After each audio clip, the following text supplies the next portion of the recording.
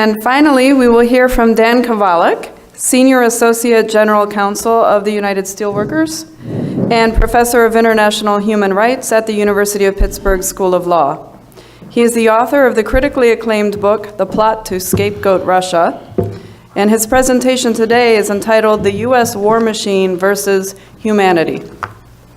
Thank you. And the other, it could equally be titled War is a Lie.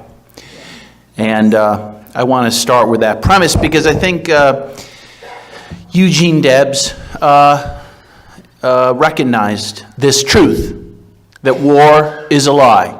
And if you go down the line of U.S. wars, you will see each one based on a lie.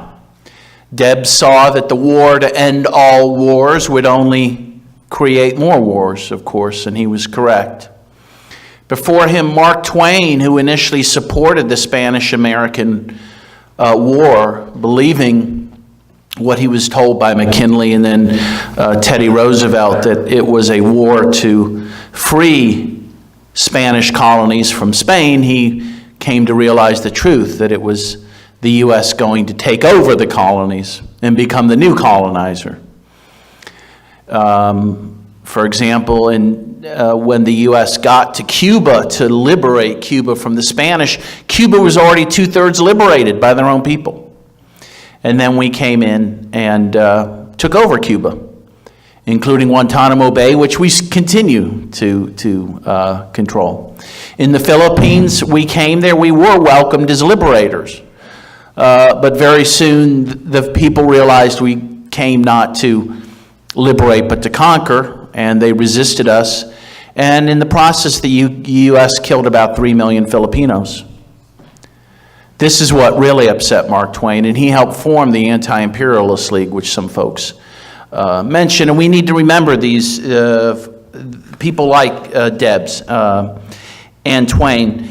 Just to go a little briefly over some of these key lies, because I think it's important, because we're going to be lied into the next war. I'm afraid that might be with Iran, and I'm going to talk about Iran a bit, but it's important to remember the lies that we've been told about other wars. Of course, the Korean and Vietnam wars were premised on fighting for democracy and freedom, when really they were, again, wars for colonialism. In Korea, the U.S., who had just defeated Japan, actually fought in Korea to reestablish Japanese dominance over the peninsula. The same thing in Vietnam. Ho Chi Minh fought with the United States in World War II against the Japanese. He then thought, quite naively, that the U.S. would then, after World War II, support his bid for independence from France. Instead, U.S. servicemen were shocked to be sent to Vietnam and to be fighting along with the very Japanese soldiers they had defeated to help the French stay in power. And actually there were mutinies by American troops who could not abide by this. And so in fact in Vietnam, we were there to fight against democracy. In 1954, the Vietnamese finally defeated the French. By that time, the U.S. Was funding about 83% of the French's efforts there. The French agreed to the Geneva Peace Accords, in which there would be free and fair elections. In 1956, the U.S. scuttled that because they knew that Ho Chi Minh would win with about 80% of the vote. So in fact, that war was directly fought to prevent democracy. And we go down the line. Of course, Iraq, we famously know in 2003, many of us fought on the streets, knew that Iraq didn't have weapons of mass destruction. We knew if they did, they came from us to begin with, which is another one of the weird ironies. I mean, that's the other thing. A lot of these lies, even if true, wouldn't justify intervention. You know, the U.S. supported Saddam Hussein's invasion of Iran in 1980, supported an 8-year war between Iran and Iraq, at times supporting both sides of the conflict. And the US and Germany provided the biological and chemical weapons to Hussein that he used against the Iranians and used against the Kurds. And then in 2003, we panicked, claiming that he may still have some of the things left that we gave him. Of course, that turned out itself not to be true. And 1 million or so Iraqis later, and 5,000 or so American troops later, and trillions of dollars later, we know the truth. And yet we get very few apologies from the politicians or the newspapers, like the paper of record, the New York Times, who spun these lies. Very deliberately, too. And who vilified the people who would question what we were being told about Iraq. Margaret Kimberly mentioned Libya. I think Libya is one of the most tragic wars that the U.S. was involved in many decades because of what happened as a result. As Margaret Kimberly mentioned, there are now slaves being sold in open markets in Libya after that intervention. You can see photos of slaves lined up being sold for about $400 a pop. And this is after a war that was fought, we were told, to support human rights. And in fact, the Troika who pushed us into war were some of the inventors of human rights interventionism: Samantha Power, Hillary Clinton, and Susan Rice. And they were the ones that pushed the Security Council resolution that got us in the war. They were the ones that helped spin the lies. And there were essentially 3 lies that supported that war. One, the most outrageous, which of course most of us just laughed at out of hand, was that Gaddafi was giving Viagra to his troops so they could engage in mass rapes. This was silly on its face. And yet people believed it. Very soon after, human rights groups said, no, there's no evidence of that. That's not true. And there weren't mass rapes happening by Gaddafi's forces. However, by the jihadists we were supporting, yes, that was happening. The second lie was that Gaddafi, and I mentioned this last night, was using black mercenaries to fight his war. Which, by the way, I don't even know, again, why that would justify a war, but in any case, that was the claim. In fact, the truth was there were people from Africa with black skin who were supporting Gaddafi because he had welcomed them into his country, many of them as migrant workers. These were the alleged black mercenaries. Again, most human rights groups concluded there weren't truly black mercenaries, but in the end what this did, this claim, which was untrue and which led us into the war, not only led us into the war, but led to the black Africans in Libya being subject to a genocidal clampdown after the war, because they had been so vilified. Some of their villages were destroyed. Many black Africans were rounded up, put in jail, summarily executed. A real genocide did proceed, but not one that we said we were there to prevent. It was one we actually helped cause. The next one, of course, was that Gaddafi was about to attack Benghazi and engage in genocide there. Again, this turned out not to be true. And in fact, actually I was in Venezuela this year. I met with Gaddafi's last foreign minister, who happened to be in Venezuela doing solidarity work. It's incredible. This guy had lost everything in this conflict, but he was in Venezuela helping the Venezuelans, which, you know, is quite amazing. And Libya was always good at that type of solidarity. But he was saying what I had already known to be true, and that is that he was telling Clinton and Samantha Power's team at the UN, hey, give us an hour. The UN investigators are going to Libya, to Benghazi, to see if this is true. Let them carry out their work. You'll see it's not true. And of course, they did not wait, because it wasn't about protecting lives.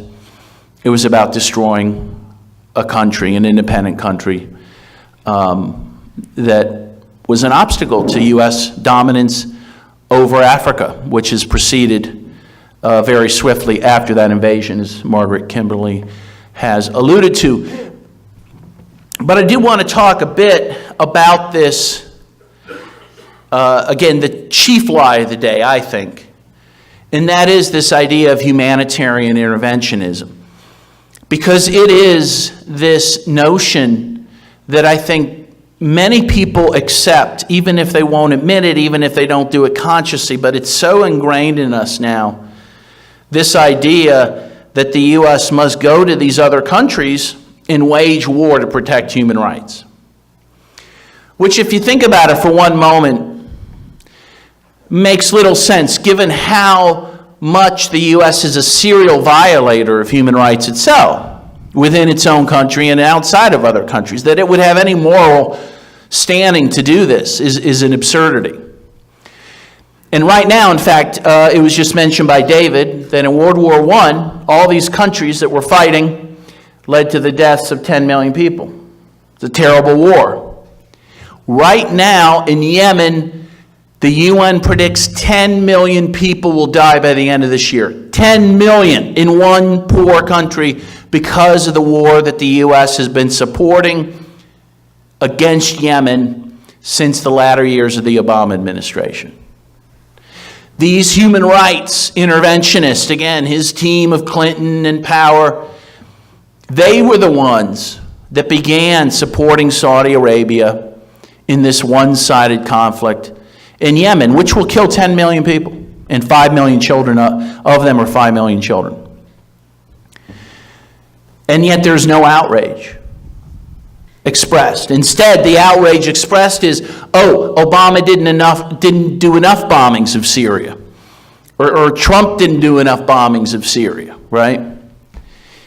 You rarely hear the cry, hey, stop intervening. That's what's violating human rights. But it is this bizarre ideology that has been created to justify war. And again, it works very well on liberals. And a lot of it is based on a lack of historic knowledge and knowledge of current events. As I mentioned last night, Samantha Power, in her very famous and very significant book to all this, A Problem from Hell, about the problem of genocide in the world, in her 1,000 pages, never talks about a genocide that the U.S. carried out. It's always someone else carrying out a genocide, and all about the failure of the U.S. to intervene to stop it. It's never about the U.S. committing a genocide and us having to say no and stop it. So Vietnam isn't listed as a genocide, even though we killed 2 to 4 million Vietnamese there simply because they were Vietnamese. Men, women, and children were all fair game in that conflict.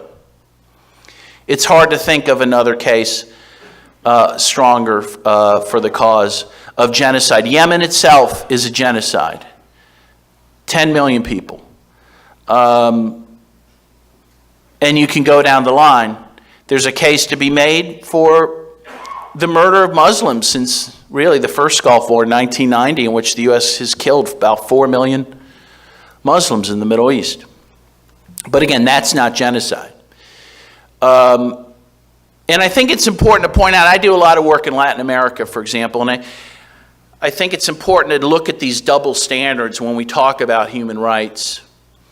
And Chomsky, I think, has been very good at talking about the difference, about worthy victims and unworthy victims, right? So the worthy victims are people who are being attacked by our ostensible enemies. So we will talk about them as victims of human rights abuses and victims of genocide. The unworthy victims are our victims, right? We won't talk about them. We're not going to talk about Yemen. In South America, we'll talk about Venezuela, right? We'll talk about how people are starving there.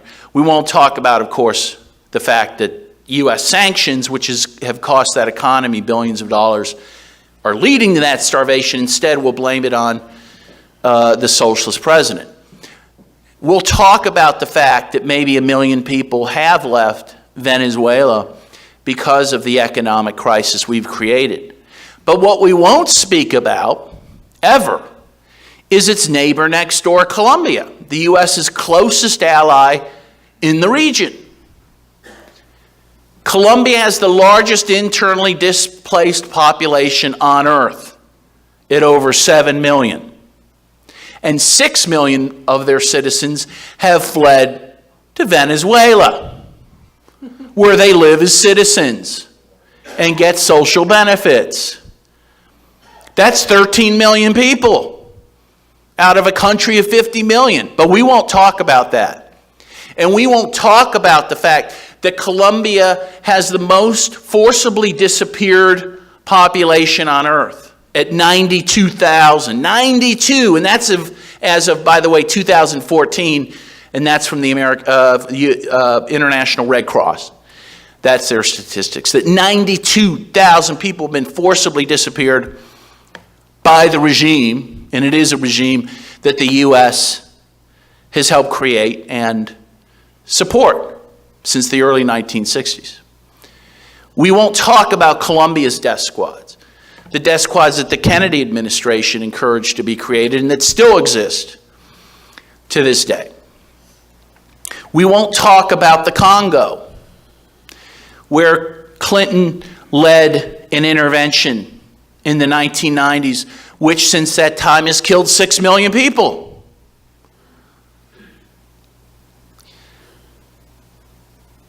We won't talk about the intervention that Clinton did before that in Rwanda. We talk about the Rwandan genocide. Oh, America turned away. No, America intervened. America intervened to support the invasion of Rwanda by Paul Kagame's forces, the RPF, in 1990, which helped lead to the violence in 1994. And then as the genocide is beginning, we don't turn away. We send Susan Rice, again, you'll see her name crop up a lot, to the Security Council to get the UN troops out of Rwanda, even when we knew a genocide was happening. We intervened to make sure it happened, because the goal was to move from Rwanda into the Congo, which we did 2 years later. But that is not worth discussing. Again, as Chomsky would say, these are not worthy victims. And I just read that one of the things Trump has done in his America First program is to defund UN peacekeepers in the Congo, leading to even more deaths right now. And these are brutal deaths accompanied by horrible sexual violence. And as kind of a nod, at least, to that fact, you saw who won the Nobel Peace Prize yesterday. One of the people who won is speaking out against that sexual violence in the Congo.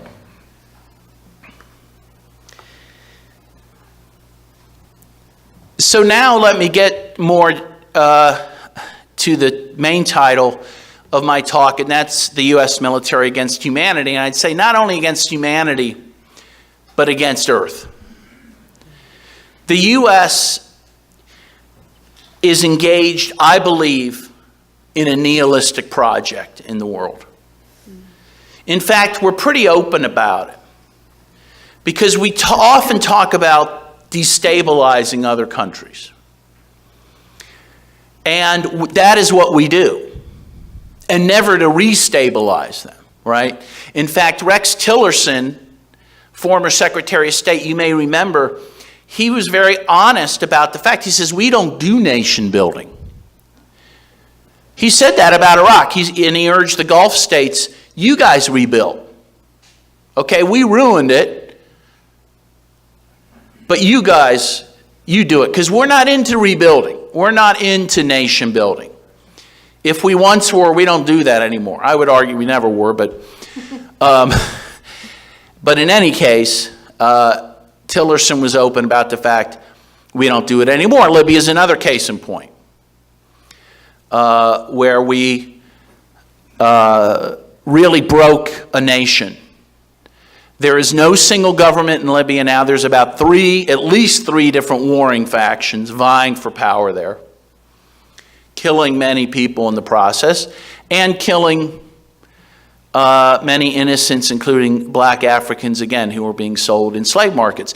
And the other thing, of course, the invasion of Libya did was, in the words of Patrick Coburn, pop the cork off the immigration problem in Europe.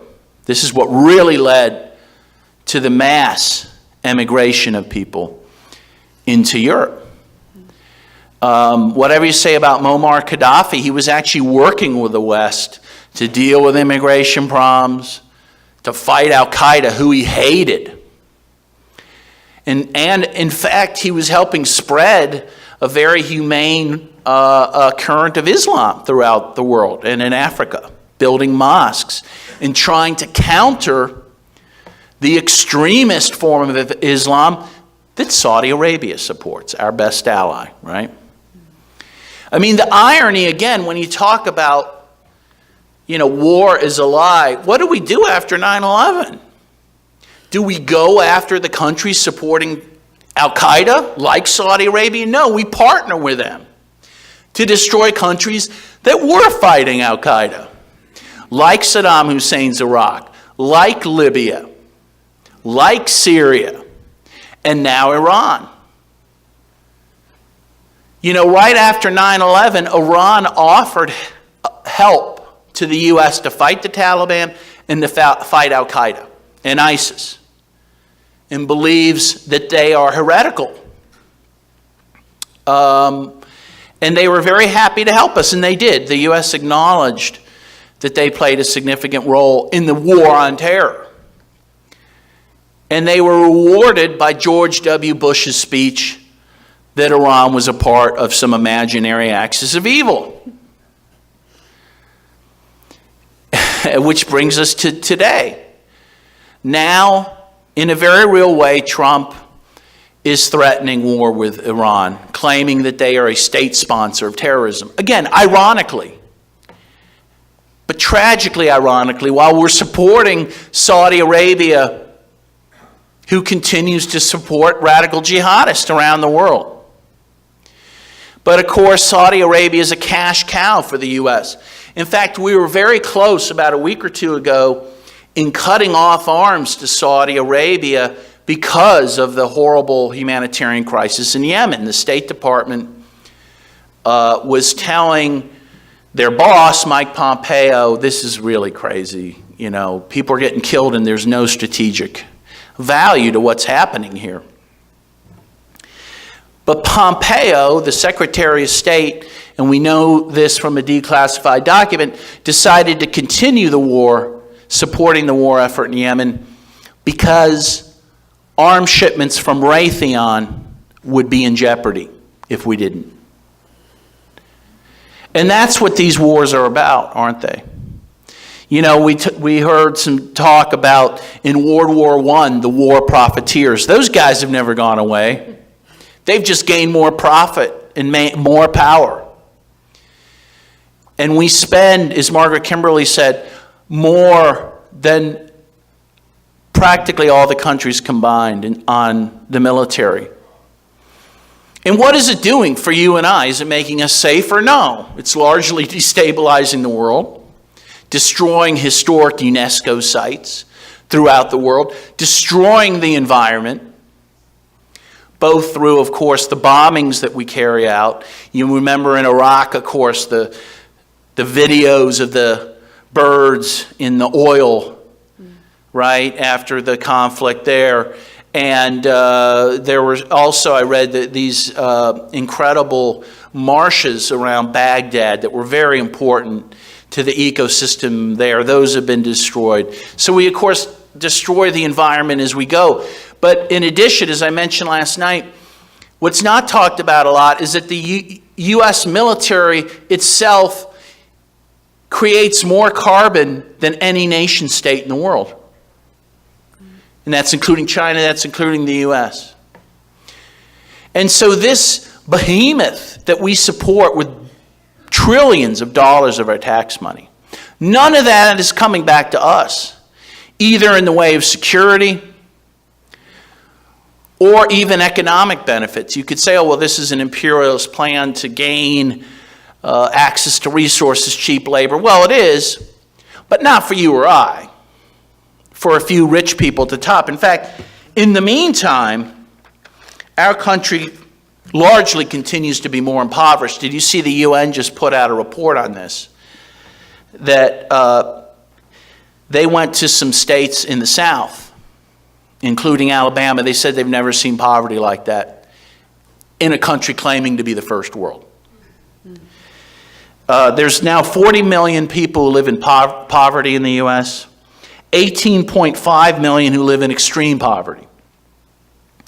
And the U.S. has the highest rate of inequality in the Western world. Meanwhile, we continue to be the richest country in the world in terms of GNP. But that is not being shared. Again, a lot of it is going to the rich in the form of regressive tax cuts, but also through the military industrial scheme, which is a form, a very intentional form of regressive taxation. Taking trillions of dollars from poor taxpayers to feed companies like Raytheon or Halliburton or Bechtel. And it has to stop. If you care about your world, we have to stop the U.S. military and its plundering of the earth and its plundering of us. And the one, of course, thing that I, find a little baffling is that in all this talk of the resistance against Trump, there's not much resistance against his war plans. And in fact, he seems to be criticized for trying to make peace with countries like North Korea. He's made fun of because he says he loves Kim Jong-un. Well, God bless him. I want him to love him. I want him to love Russia. We need to find a way to live with these people and not be in the market to destroy them. I'll just mention, and I just read this yesterday, very interesting article which mined the Bob Woodward book that just came out on Trump for something that isn't being talked about in the press. All they're talking about is how chaotic his administration is, which I'm sure is true. But the one interesting thing in the book, apparently, is discussions about how Trump has been trying to take on the military-industrial complex. Well, that he actually, for example, wants to end the military exercises in the Korean Peninsula.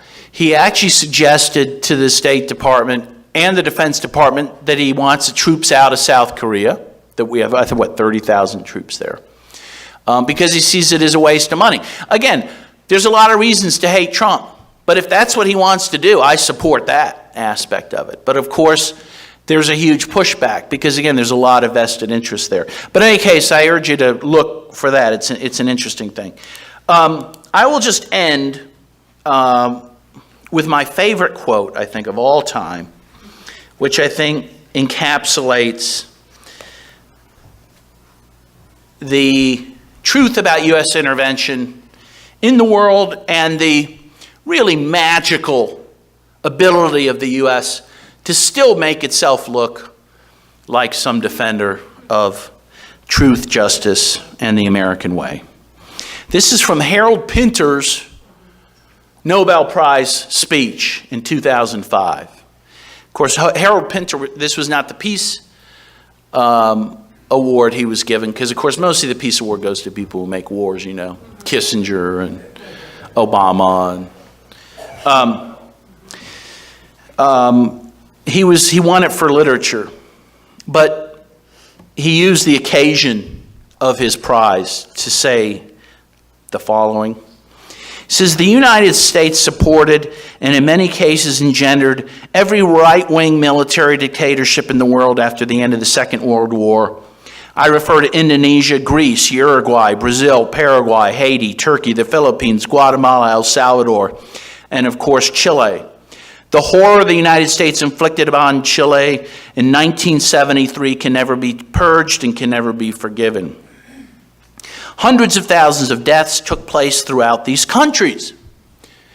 Did they take place And are they in all cases attributable to U.S. foreign policy?